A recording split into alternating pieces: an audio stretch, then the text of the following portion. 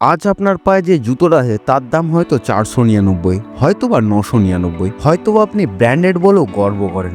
কিন্তু আপনার কি জানা আছে এই জুতোর পিছনে লুকিয়ে থাকা একজন মুচির গল্প, যিনি নিজের হাতে জুতো বানিয়ে 18,000 কোটি টাকার সাম্রাজ্য বানিয়েছেন। এই কোম্পানির নাম হলো বাটা। আর সবচেয়ে অবাক করা বিষয়টি হলো আপনারা অনেকেই মনে করেন যে বাটা কোনো ভারতীয় কোম্পানি, কিন্তু না বন্ধুরা, এটা কোনো ভারতীয় কোম্পানি নয়। সালটা 1894, দেশটি চেকোস্লোভিয়া, আর গ্রামের নাম জুলিন। একটা দরিদ্র পরিবার যাদের হাতে একটাই স্কিল ছিল, সেটা হলো চামড়ার কাজ করা। সেই পরিবারের একটা ছেলের নাম টমাস বাটা। তার বয়স তখন মাত্র 18 বছর। টমাসের বাবা এবং দাদু মুচি ছিলেন।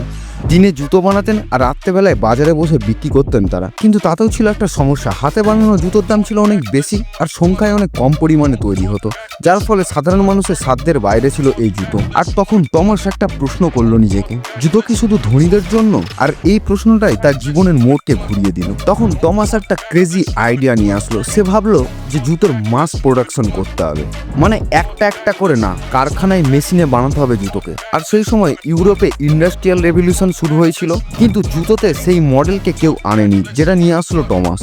সে সিদ্ধান্ত নিল যে সবার জন্য সে বড় স্কেলে জুতো বানাবে, আর তার কোম্পানির নাম দিল বাটা। আর এই বাটা নামটা সে রাখলো তার নিজেরই পদবি থেকে। 1914 সালে ওয়ার্ল্ড ওয়ার 1 শুরু হলো। কাঁচামাল এবং লেদার আনঅ্যাভেলেবেল হয়ে গেল মার্কেটে, যার ফলে দাম বেড়ে উঠলো আকাশ ছোঁয়া।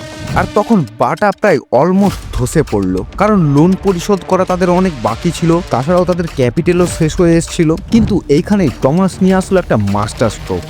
সে যখন দেখলো যে মার্কেটে লেদার পাওয়া যাচ্ছে না, তখন সে লেদারের পরিবর্তে রাবারকে ব্যবহার করার সিদ্ধান্ত নিল। ক্যানভাস প্লাস রাবার মিশিয়ে জুতো বানানো শুরু করলো সে, যার ফলাফল হলো অবিশ্বাস্য। জুতোর দাম কমে গেল, জুতোর ওজন কমে গেল এবং কাস্টমারদের জুতো পরে বেশ আরামও পেল। সোলজার, ফ্যাক্টরি ওয়ার্কার, মিলিটারি সবাই কিনতে লাগলো বাটার জুতোকে। টমাস শুধু মেশিন নিয়ে আসেনি, টমাস নিয়ে এসেছিল একটা 4টে স্তরের মডেলকে: design and production, distribution, retail আর প্রাইসিং কন্ট্রোল। আজকের দিনে যেই শব্দটাকে আমরা ভার্টিক্যাল ইন্টিগ্রেশন নামে চিনি, সেটাই টমাস নিয়ে এসেছিল 100 বছর আগে।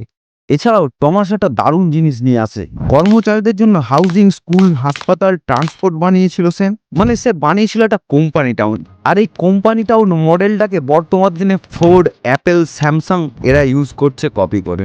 1920 দশকে টমাস দেখলো যে ভারতের জনসংখ্যা বিশাল আর জুতোর মার্কেটও বেশ বড়, আর প্রচন্ড গরমের জুতোর চাহিদা। ফলে 1931 সালে বাটা আসলো ভারতে।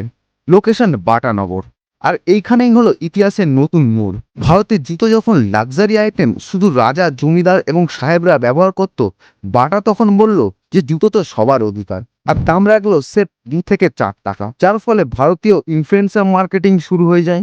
যারা ভারতে বেয়ারফুট চলতো তারাও বললো যে এই সামান্য দামের জুতো তো আমিও কিনবো। ভারত বাটাকে শুধু ব্র্যান্ড হিসেবে নয়, স্ট্যাটাস প্লাস সলিউশন প্লাস সংস্কৃতি হিসেবে নিল। কারণ তিনটেই: কোয়ালিটি, অ্যাফোর্ডেবিলিটি অ্যান্ড ট্রাস্ট।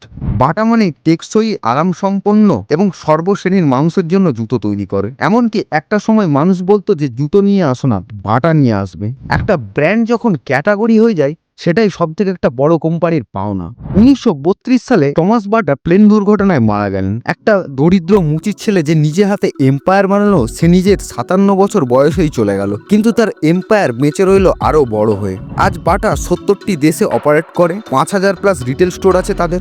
বছরে কোটিরও বেশি জুতো বিক্রি করে তারা। ভারতের এক সময়ের জুতোর রাজা, আর বর্তমানে ভ্যালু প্রায় 18,000 কোটি টাকা শুধু ভারতের মার্কেটিং। সবশেষে বলবো, একটা গরিব পরিবার যাদের হাতে না ছিল কোনো ইনভেস্টর, না ছিল আইপিও, তাদের কাছে ছিল শুধুমাত্র স্কিল, ভিশন আর সিস্টেম। আর সেই ভিশনটাকে ব্যবহার করে তারা অর্ডিনারি জুতোকে এক্সট্রা অর্ডিনারি জুতোতে পরিণত করে ফেললো। হ্যাঁ বন্ধুরা, এটাই বাটা, আর এটাই ছিল টমাস বাটার লেগেসি। তো বন্ধুরা, ভিডিওটি কেমন লাগলো কমেন্ট করে জানাতে ভুলবেন না। যদি ভিডিওটি ভালো লেগে থাকে তাহলে এটি লাইক করবেন, শেয়ার করবেন বন্ধুদের সাথে, আর সাবস্ক্রাইব করবেন আমার চ্যানেলটি। কারণ আমি প্রত্যেক সপ্তাহে এমন একটি রিয়েল অথেন্টিক কেস স্টাডি নিয়ে আসি। দেখা হবে পরের সোমবার বিকেল 4টের সময়। জয় হিন্দ, বন্দে মাতারাম। বন্ধুরা ভালো থাকবেন। আর আপনি যদি এইরকম বিজনেস রিলেটেড কেস স্টাডি দেখতে চান, তাহলে একবার এই প্লেলিস্টটাতে ক্লিক করে দেখুন।